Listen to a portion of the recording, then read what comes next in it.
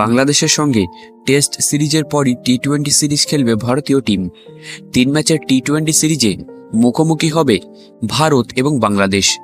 Test series শেষ হওয়ার আগেই টি-20 সিরিজের দল ঘোষণা করে দিল বিসিসিআই। বাংলাদেশের বিরুদ্ধে টি-20 সিরিজে তরুণ প্রজন্মের উপর ভরসা রেখেছে ভারতীয় ক্রিকেট বোর্ড। হার্দিক পান্ডিয়া এবং সূর্যকুমার যাদব সেভাবে কোনো সিনিয়র প্লেয়ারকে রাখা হয়নি টি-20 সিরিজের টিম ইন্ডিয়া স্কোয়াডে। সূর্যকুমার যাদবের চোট নিয়ে একটা সংশয় তৈরি হয়েছিল যে তিনি বাংলাদেশের বিরুদ্ধে সিরিজে খেলতে পারবেন কিনা। তবে সব শঙ্কা দূর করে টি-20 ক্রিকেটে আরও একবার টিম ইন্ডিয়াকে নেতৃত্ব দেবেন সূর্যকুমার যাদব। তবে ভারতের টি-20 স্কোয়াডে রয়েছে একাধিক চমক।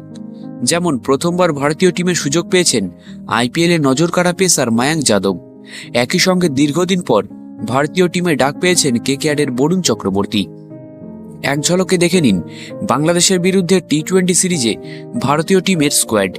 সূর্যকুমার যাদব, অভিষেক শর্মা, সঞ্জু স্যামসন, রিঙ্কু সিং, হার্দিক পান্ডিয়া, রিয়ান পরাগ, নীতিশ কুমার রেড্ডি, শিবম দুবে, ওয়াশিংটন সুন্দর, রবি বিষ্ণই, বরুণ চক্রবর্তী, জিতেশ শর্মা, আর্শদীপ সিং, হর্ষিত রানা এবং মায়াঙ্ক যাদব। প্রসঙ্গত, অক্টোবরের 6 তারিখ থেকে শুরু হবে ভারত বনাম বাংলাদেশ টি-20 সিরিজ। 6, 9, 12 অক্টোবর হবে 3টি ম্যাচ। এই সিরিজ আন্তর্জাতিক ক্রিকেটের মঞ্চে নিজেদের প্রমাণ করার লড়াই ভারতের তরুণ প্লেয়ারদের।